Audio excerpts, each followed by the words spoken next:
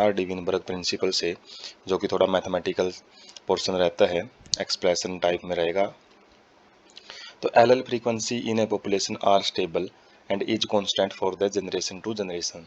तो हार्डी-विनबर्ग जो साइंटिस्ट हैं, इन्होंने क्या बताया था कि जो एलएल फ्रीक्वेंसी होती है, मतलब जो अलग अलग प्रकार के जो करैक्टर होते हैं, जैसे हमने जो मेंडेलियन करैक्टर देखे थे, हाइट का जो हाइट और टाल का हाइट में जो टाल और ड्वार्फ का जो करैक्टर था, एलेलिक अलग अलग एलेलिक फॉर्म की वजह से था।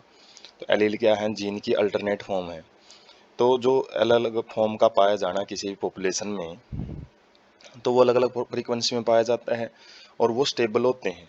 एक कंप्लीट पॉपुलेशन का जो भी जीन हम देखें, जो एलील देखें, वो हमेशा कांस्टेंट रहता है और वो कांस्टेंट रहने की कोशिश करता है जनरेशन आफ्टर जनरेशन, वो बदलने की कोशिश नहीं करता है।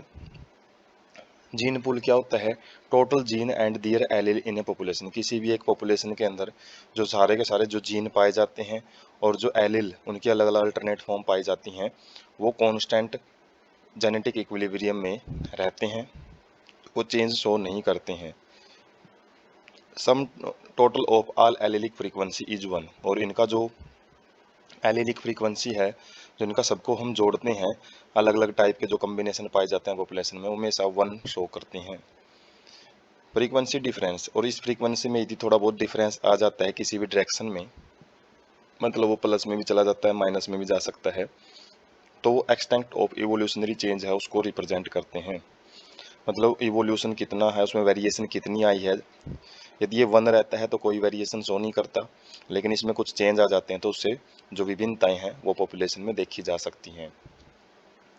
This disturbance results in evolution, और यही जो डिस्टर्बेंस आया है, जो डिफरेंस आया है, इसी से जो इवोल्यूशन है वो होता है, इसी से जैव विकास होता है।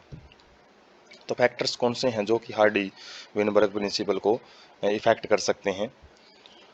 ये 5 फैक्टर्स हैं जिनको हम अजम्पशन, यदि हार्डी विनबर्ग प्रिंसिपल में वैल्यू 1 माननी है तो इनको हमने इग्नोर करना पड़ता है। लेकिन ये जो फैक्टर हैं वो नेचर में मिलेंगे, जिसकी वजह से फ्रीक्वेंसी 1 कभी नहीं आएगी, और 1 नहीं आएगी तो जो इवोल्यूशन है, जो वेरिएशन है, वो स्वाभाविक बात है, वो मिलेगी ही मिलेगी।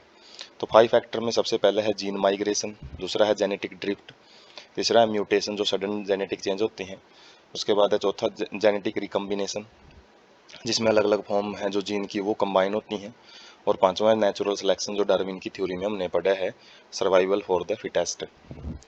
तो माइग्रेशन क्या होता है? जीन माइग्रेशन जैसे प्रवास होता है, इंडिविजुअल एक जगह को छोड़ के जब दूसरी जगह पे जाते हैं तो अपने साथ में अपनी जीन है उनको भी लेके जाएंगे, जो जीन फ्रीक्वेंसी है वो चेंज हो जाती है ओरिजिनल पॉपुलेशन की। मान लो किसी एरिया में कोई पॉपुलेशन है, तो वहाँ पे बाहर से आके यदि कोई जीव आता है, बाहर से कोई जीव उसके अंदर आएंगे, पॉपुलेशन में आएंगे, तो उससे जो जीन है वो ऐड हो जाते हैं। और जबकि किसी भी जगह से यदि कोई इंडिविजुअल चला जाता है तो कुछ एक पर्टिकुलर सेक्शन है जीन का, वो वहाँ से लॉस्ट हो जाता है, वो मतलब वहाँ से एलिमिनेट हो जाता है, दूर चला जाता है। There would be a gene flow in multiple times, और जो ये जीन फ्लो होता है एक जगह से दूसरे जगह जाना, ये मतलब नेचर में काफ़ी बार देखने को मिलता है।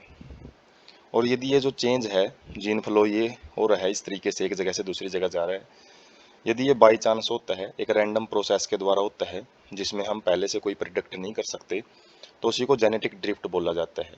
जेनेटिक ड्रिफ्ट का मतलब, ड्रिफ्ट मतलब होता है शिफ्ट हो जाना किसी भी चीज़ का, और जेनेटिक का मतलब है जीन का शिफ्ट हो जाना।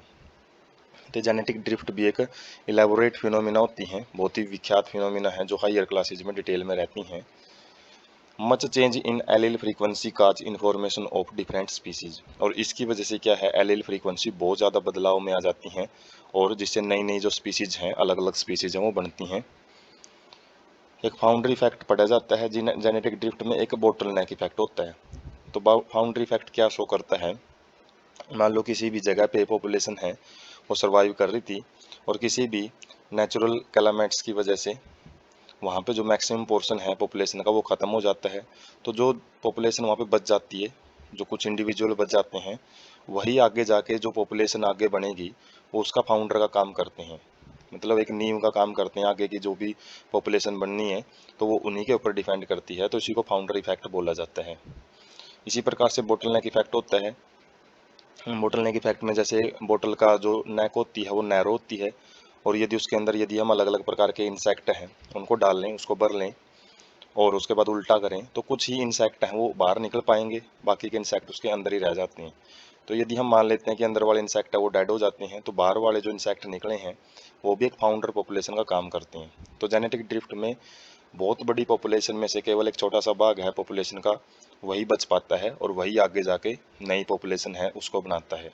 तो उसमें भी जीन पूल है वो काफ़ी, उसकी जो फ्रीक्वेंसी है काफ़ी चेंज हो जाती है। तो एक्सपेरिमेंटल ऑब्जर्वेशन कैसे समझेंगे इस चीज़ की, जैसे माइक्रोबियल एक्सपेरिमेंट है, यदि हम लैब में माइक्रोब्स की ग्रोथ करवाएं और उसके अंदर कुछ चेंजेस देखें तो उससे हम समझ सकते हैं हार्डी-विनबर्ग प्रिंसिपल को।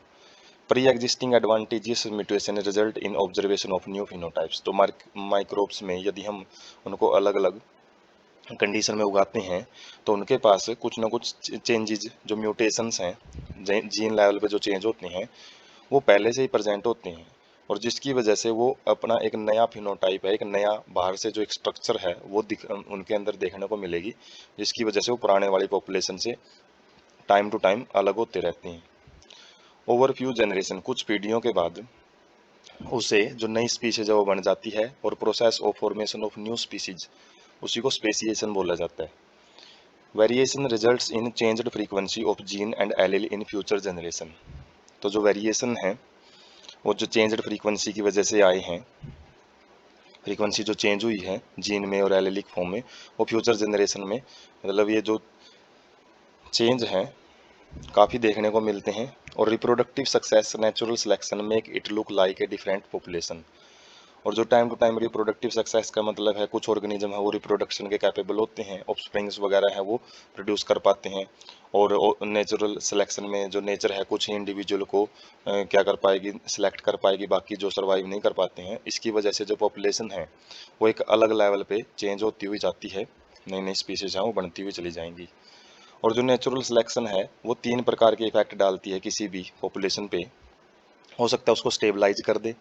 स्टेबलाइज का मतलब है एक ऐसे प्रकार का करैक्टर उसमें डेवलप कर दे जिसके पास मैक्सिमम जीवों के पास वो करैक्टर होगा। डायरेक्शनल का मतलब है किसी एक स्पेसिफिक डायरेक्शन में लेके चले जाए पॉपुलेशन में, मान लो कोई पॉपुलेशन वहाँ पे सर्वाइव कर रही है और नेचर चाहती है कि कुछ अलग टाइप का इसके अंदर चेंज हो, तो जिस प्रकार का एनवायरनमेंट वो प्रोवाइड करेगी नेचर, उस हिसाब से इंडिविजुअल को अलग ढंग से विकसित होके एक स्पेसिफिक डायरेक्शन के अंदर अपने जो बॉडी है उसकी ऑर्गेनाइजेशन को बदलना पड़ेगा। और डिसरप्टिव का मतलब क्या है कि एक जगह पे पॉपुलेशन है उसके पास कॉमन से करैक्टर हैं सबके पास, लेकिन नेचर में अलग अलग 2 प्रकार की कंडीशन दी जा रही हैं कि वे 2 कंडीशन वाले जीव हों सर्वाइव कर सकते हैं, जिसकी वजह से 2 प्रकार के जो पॉपुलेशन है वहाँ पे सर्वाइव करेंगी। मतलब चांसेस हैं वो डिसरप्ट का मतलब है अलग अलग हो जाते हैं करैक्टर्स, अलग अलग टाइप के करैक्टर्स है वो देखने को मिलेंगे। तो इसको ग्राफ से अच्छे समझेंगे हम। तो जो ग्राफ में हम देख सकते हैं जो यहाँ से 3 एरोज गए हुए हैं, तो ये नॉर्मल पॉपुलेशन को शो करता है जिसमें मीडियम साइज्ड के इंडिविजुअल हैं वो ज़्यादा सर्वाइव कर पा रहे हैं। पीक यहाँ पे नॉर्मल पीक है और जो वाइडर एरिया है ज़्यादातर, लेकिन स्टेबलाइजेशन में क्या होता है एक स्पेशल करेक्टर्स हैं जो हाइयर पीक, इसमें ज़्यादा जो पीक है हाइयर चली जाती है और जो एरिया वो नैरोर होता रहता है। इसमें क्या शो करता है कि एक करेक्टर को ही ज़्यादा अहमियत दी जा रही है नेचर के द्वारा।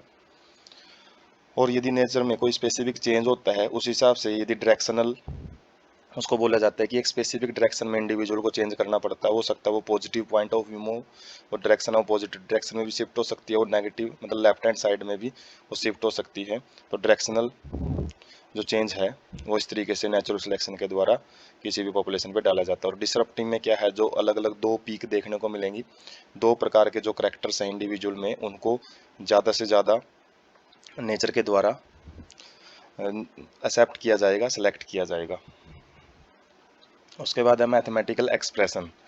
हार्डी-विनबर्ग प्रिंसिपल को मैथमेटिकली कैसे समझेंगे, जैसे किसी भी डिप्लॉयड ऑर्गेनिज्म में अलग अलग एलील पेयर में पाए जाते हैं और उन्हीं को रिप्रेजेंट करने का तरीका है जो डोमिनेंट एलील है उसको पी से रिप्रेजेंट करेंगे, क्यू से रिप्रेजेंट किया जाता है रिसेसिव एलील, जो हार्डी-विनबर्ग प्रिंसिपल है उसके अंदर।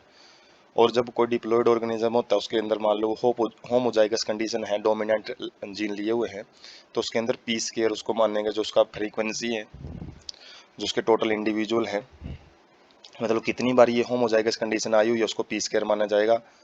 इसी प्रकार से होमोजाइगस रिसेसिव कंडीशन कितनी बार है उसको क्यू स्क्वायर माना जाएगा। और उसके बाद हेट्रोजाइगस कंडीशन कितनी है उसको मान लेंगे 2p क्यू। और जब हम इनको तीनों को जोड़ते हैं P square plus 2 P Q plus में क्यू स्क्वायर, इनकी वैल्यू हमेशा 1 आएगी। मतलब जो चेंजेज हैं वो आपस में चाहे कितना करते रहेंगे, इनका टोटल सम है वो 1 रहता है हमेशा, हर डिविजन प्रिंसिपल के अकॉर्डिंग। और जो यहाँ पे बाइनोमियल एक्सप्रेशन है वो भी देख सकते हैं, जो ए प्लस में बी का स्क्वायर जो होता है square plus B square plus 2ab, तो उस फॉर्म में हम इसको रिप्रेजेंट कर सकते हैं। दूसरा है मेंडेलियन रेशो, जो हमने देखा था कि उसके अंदर क्या रहता है 1:2:1, उस बेस पे भी हम इस चीज़ को समझ सकते हैं।